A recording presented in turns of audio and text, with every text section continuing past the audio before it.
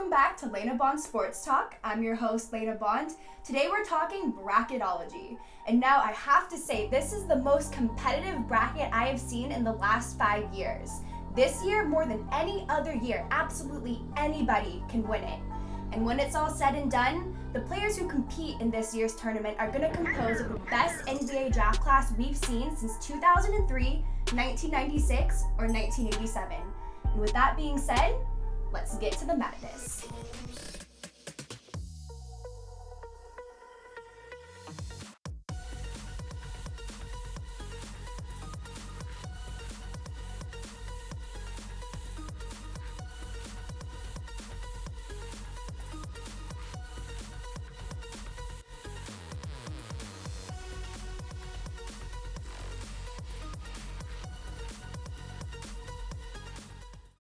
All right, now that that's over, let's take a look at the East.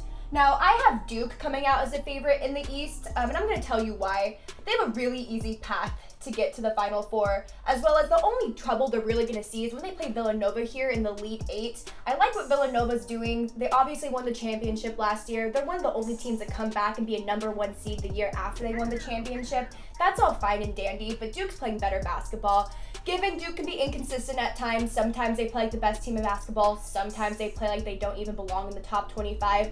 However, as of late, they've been fantastic, and that's why I have them going on to the Final Four.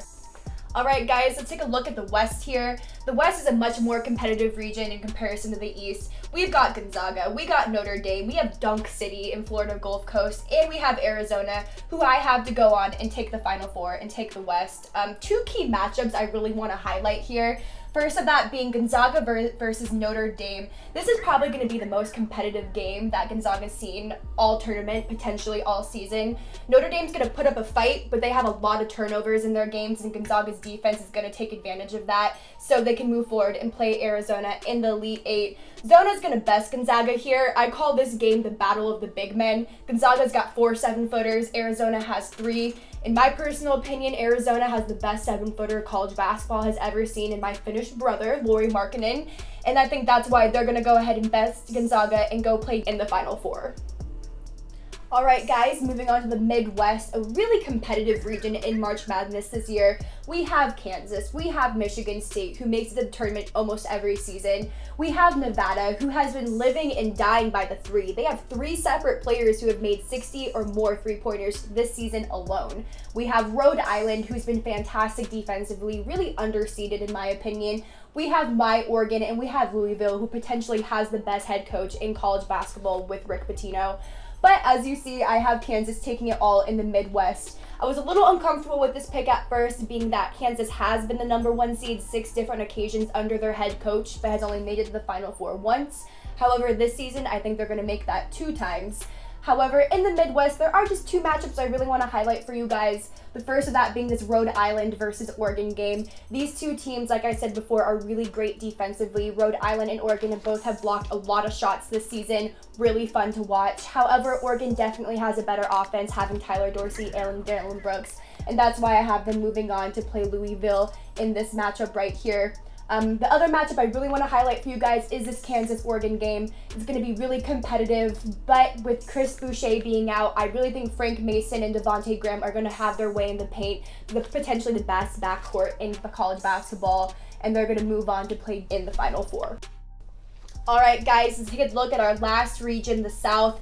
Brace yourselves, this is the most competitive region in March Madness this season. We have 3 different teams that, in my opinion, you could make an argument to be a number 1 seed in the tournament this year in UNC, Kentucky, and UCLA. Before we get to that, let's take a look at some of the matchups we have in the round of 64. 2 of the upsets I want to take a look at are the Middle Tennessee-Minnesota game and the Dayton-Wichita State game. For Middle Tennessee, this is quite frankly a team that should have been ranked higher. They are battle-tested in the tournament. Last year in the round of 64 as a 15 seed, they took down number 2 seed in Michigan State. Wichita State, another team that should have been seeded higher. They have been just as consistent as the number 1 seed Gonzaga over the last 5 seasons. However, like I said, Kentucky right here in this matchup could be a number 1 seed, and that's going to prove to be too much for Wichita State. Overall, the 2 teams I like coming out of the South to go head-and-head in the Elite Eight are UNC and Kentucky.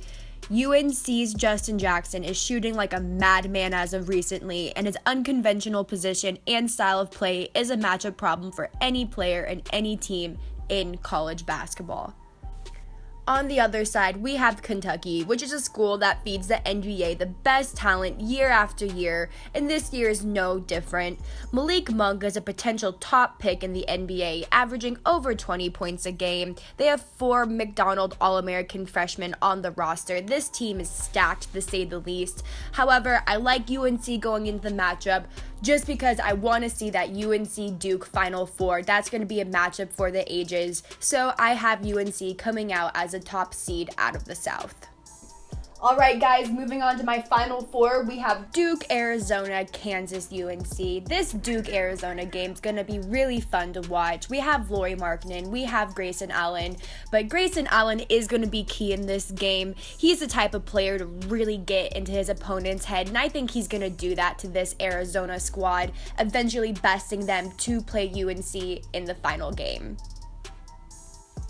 And lastly, for this UNC-Kansas game, I have UNC as the team that comes off victorious from this matchup. I really like what both teams are doing this year, but Kansas, they're young and they're not a very deep team. They lost the first game in their conference tournament, and in this tournament, I see them getting tired. I see them getting worn down. UNC is playing great on defense. Kennedy Meeks and Isaiah Hicks both dominate. And this interconference national championship game is going to be one for the ages. They say it's hard to beat the same team twice, but Coach K and his Dukies already did that to UNC during the regular season, and that is why they're going to come up on top as the 2017 national champions.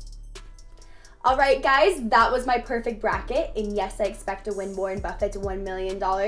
Feel free to copy my bracket because I love to share the wealth. But all jokes aside, guys, thank you so much for tuning in. If you have any comments or suggestions, please shoot them my way. And until next time, I'm Lena Bond for Lena Bond Sports Talk. And just remember, my word is bond.